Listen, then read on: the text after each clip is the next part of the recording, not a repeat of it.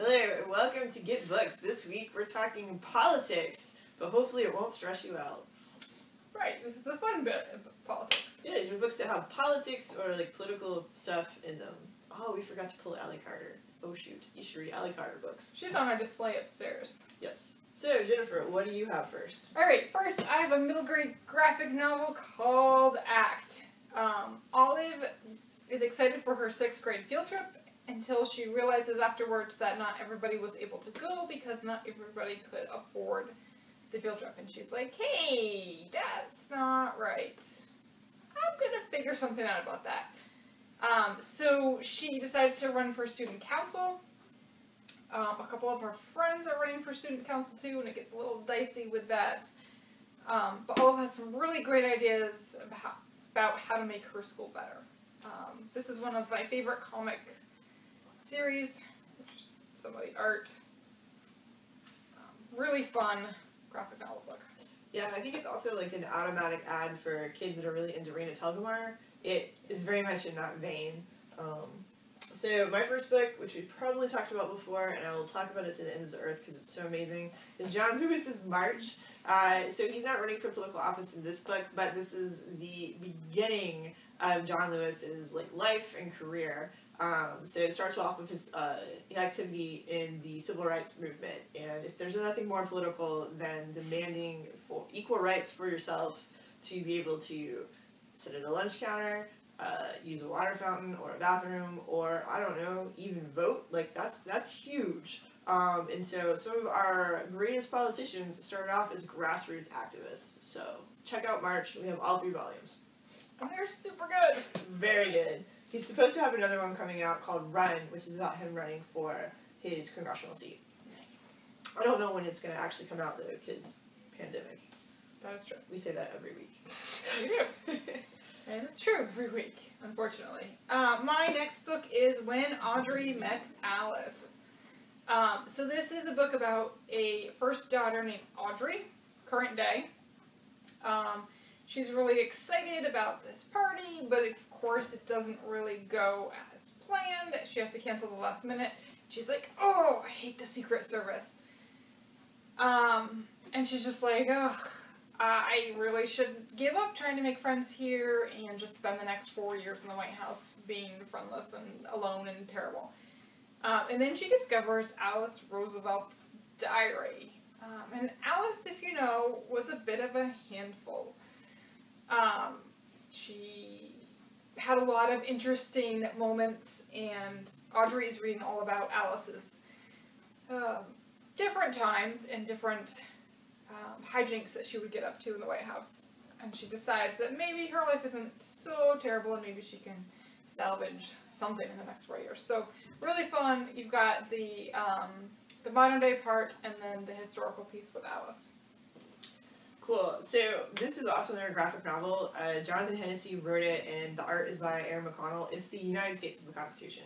So if you are trying to explain the Constitution, which is not always easy to do, especially if you have kids, this is a great way for a kid to be able to kind of understand it, because there's a story that goes along with every single part of it, and some of it is narrative with our founding fathers and what they were talking about in the room, and then it also has the Bill of Rights. So there's little stories that go along with the Bill of Rights, and they always have I'm trying to find a good picture of it when you're talking.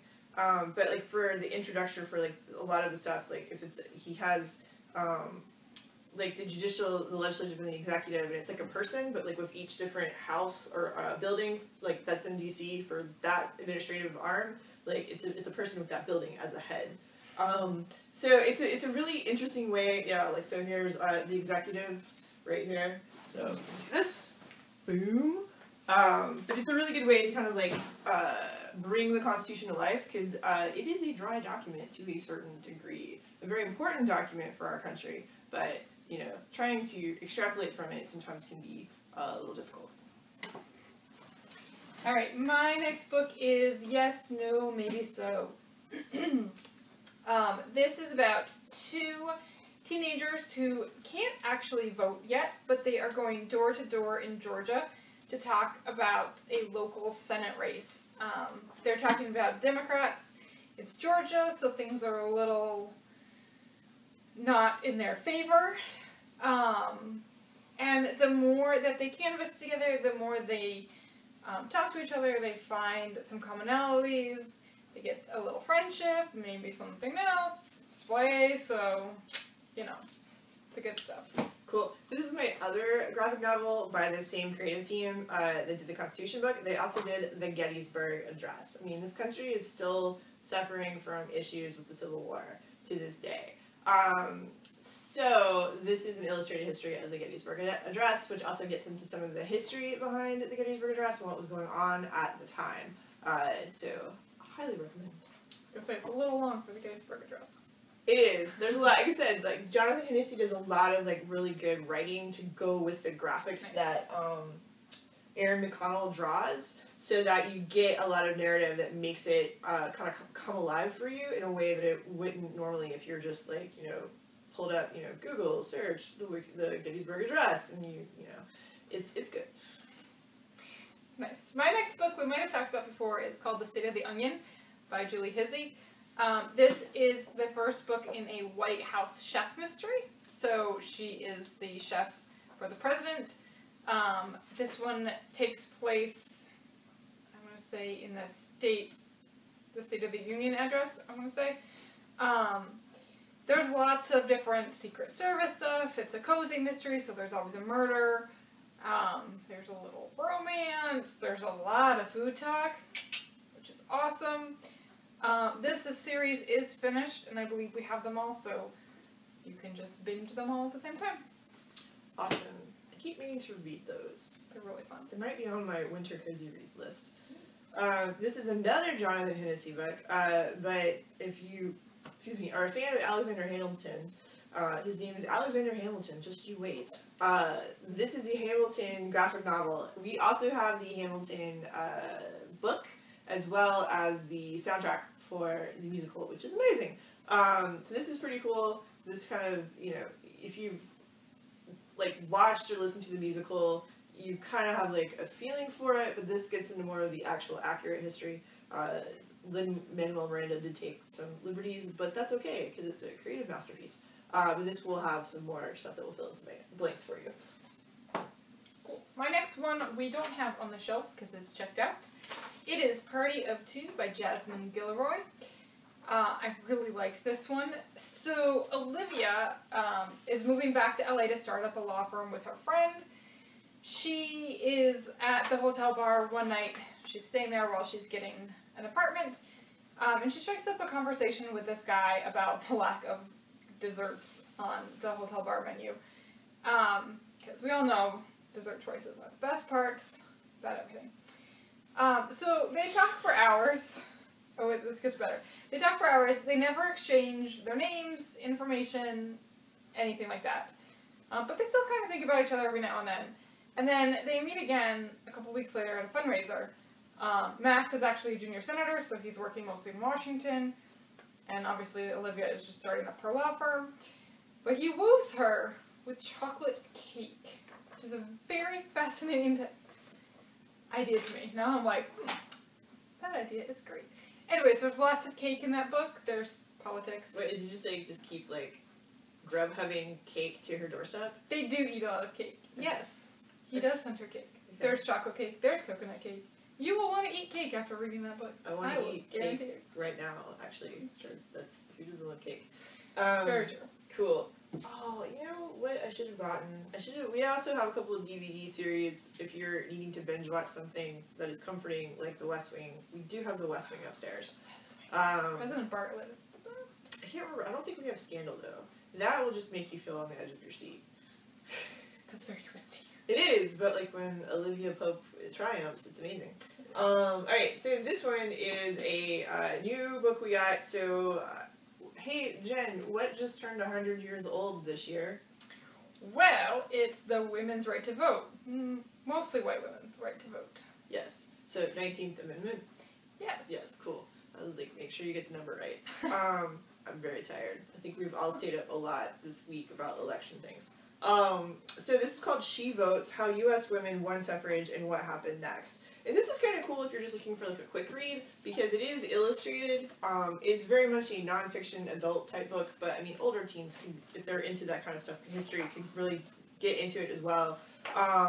But yeah, and there's also some stuff included like Mr. President, what will you do for women's suffrage? So there's some cool stuff, and it keeps going. I want to say this one keeps going for a while too, because just because white women got the right to vote, not everybody else did. So yeah, so that was pretty cool. This is one of our newer books in the adult section. Nice. My last fiction book is American Royals by Katharine McGee. So this is basically a what happened if George Washington decided, like, heck yeah, I want to be king. I'm going to be king. It's going to be great. And I don't think so, but okay. That has its own problems. But so this takes place in modern day. The Princess Beatrice is next in line for the throne, and she's working very hard to become the queen that she's eventually going to become. There is lots of there's some scandal, there's some romance, there's some not great romance, fake dating type stuff, friendship drama, all sorts of things. And you'd never know, of course, if you're friends because you're royal or you're friends because you're actually friends. So, lots of high drama, really fun book. The sequel just came out, and I believe there's a third book in the works. Cool. So, in the last book, it talked about a little bit how black women didn't really get the right to vote with the 19th Amendment. This book is this just came out. It's called Vanguard, How Black Women Broke Barriers, Won the Vote, and Insisted on Equality for All. It's by Martha S. Jones. So this is really cool. It gets into all of the stories from so many important black women that you probably have never heard of that fought for the right to be able to vote. So yes, this is a very good book. This is on my to-read list right now. Sounds like it should go on mine too. Mm-hmm.